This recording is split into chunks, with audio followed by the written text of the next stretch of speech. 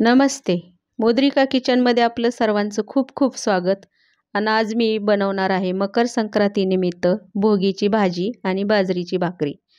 तर बाजरीची भाकरी खायला थंडीमध्ये खूप छान लागते आणि गरम असते, म्हणून हे थंडीमध्ये खातात.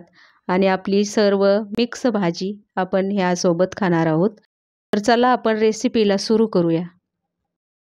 मी इथं 7-8 भाज्या घेतलेल्या आहेत.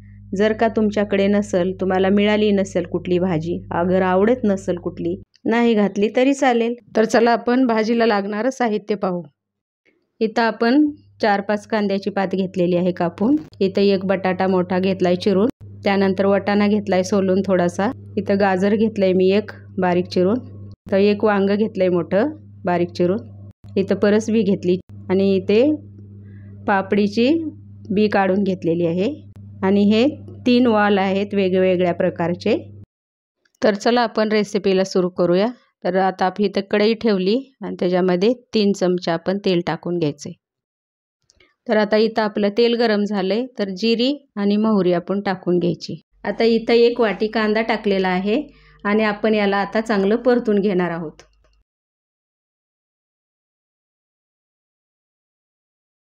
आता कांदा परतून झालेला आहे, तर आपण इथं आता एक हिरवा टमाटा आणि एक लाल टमाटा टाकून घ्यायचा आहे आणि त्यानंतर पुदिना आणि कोथिंबीर टाकायची आणि चांगलं मिक्स करून घ्यायचंय.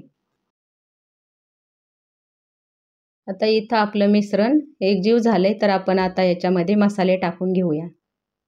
तर इथं पहिल्यांदा आपल्याला टाकायचंय चवीपुरतं मीठ आणि हलवून घ्यायचंय चांगलं.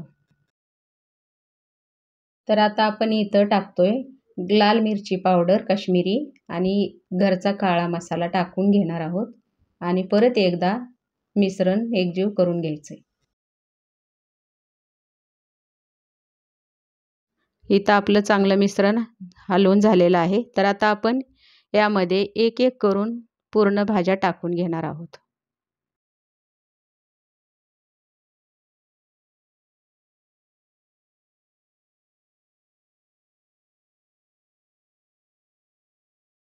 आता इथं सर्व भाज्या टाकून झालेल्या आहेत, तर आता आपण याला चांगलं मिक्स करून घेऊ.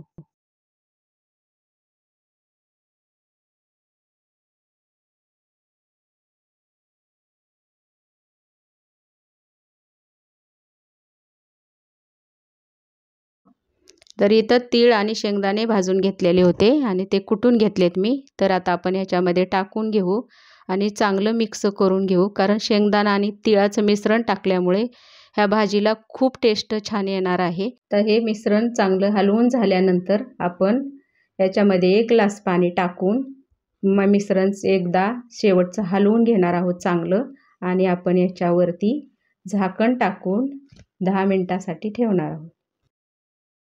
आपली भाजी खूप छान झालेली आहे आणि खूप सुंदर लागते आणि चविष्ट टेस्टी झालेली आहे. तर तुम्ही नक्की ट्राय करा आणि मला कमेंटमध्ये सांगा की कशी झाली होती तुमची भाजी. तर आता आपली भाजी तयार आहे, तर आपण आता बाजरीच्या भाकरीला सुरुवात करूया. इथं मी बाजरीची भाकरी बनवण्यासाठी 1 वाटी बाजरीचं पीठ घेतलंय आणि नॉर्मल पाणी घेतलेलं आहे. त्या पाण्याने आपल्याला थोडं थोडं पाणी टाकून पीठ मळून घ्यायचंय. जसं आपण चपातीला मळतो तसंच पीठ मळायचंय. तर तुम्ही बघू शकता मी कशी पीठ मळते. असं एकदम चांगलं पीठ मळून घ्यायचंय.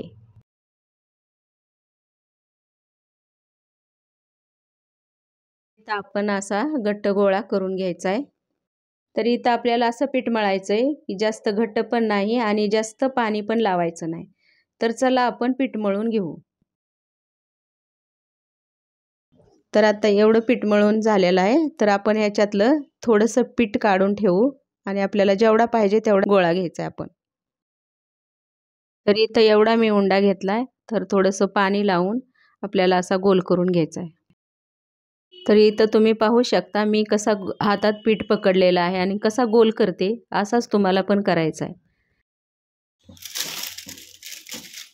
नंतर सुक्कं पीठ असं टाकायचं आहे खाली आणि हे असे आपण ही बनवलेली जी भाकरी आहे अशी, तर ही अशी ठेवायची आणि ह्याच्यावर पण थोडंसं असं हाताला सुक्कं पीठ लावून हे असं टाकायचं.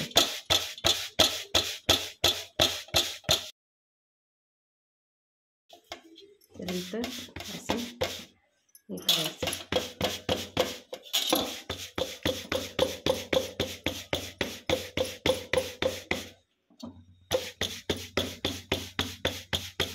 अशी झाली ना मग अशी थोडंसं या हातावर मी असं पाणी सुकपट घ्यायचं आणि हे दोन्ही हाताने मी अशी चांगली थापून घेणार आहे आणि एकदम अशी पातळ भाकरी करणार आहे.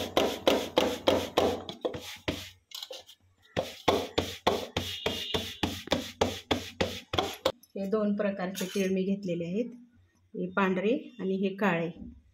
तर तुम्हाला जे तुमच्याकडे चालत असतील तर ते टाका. तर मी हे दोन्ही पण टाकणार आहे. तर तुम्हाला कुठले आवडतात, पांढरे आवडतात, काळे आवडतात, तर तुमच्या आवडीप्रमाणे टाका.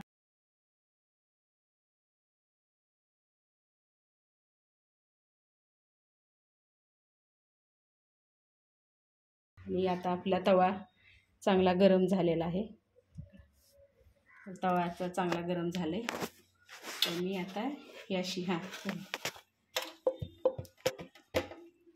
तर आता ही अशी उचलायची भाकर अशी हातावर घ्यायची आणि अशी टाकायची आणि यानंतर आपण याच्यावर पाणी टाकायचे आणि चांगलं असं पाणी फिरवून घ्यायचं.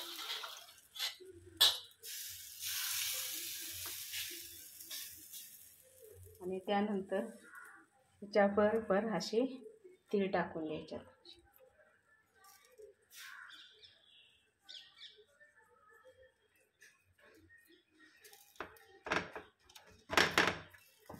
त्यानंतर ही अशी उलटून घ्यायची. त्याच प्रकारे आपण छानपैकी भाकर भाजून घेऊ. तर तुम्ही पाहू शकता आपली भाकरी किती छान झालेली आहे आणि एकदम खरपूस भाजलेली आहे आणि तीळ लावून एकदमच छान दिसत आहे. तर ही भाकरी तुम्ही कधीही करू शकता आणि थंडीच्या दिवसात तीळ लावून केलेली भाकरी खूप छान लागते आणि चवीला पण पौष्टिक पण आहे आणि तुम्ही ही भाकरी कुठल्याही भाजीसोबत खाऊ शकता. तर आपली भाजी आणि भाकरी दोन्हीही रेडी आहे. तर चला आपण सर्व करून घेऊया.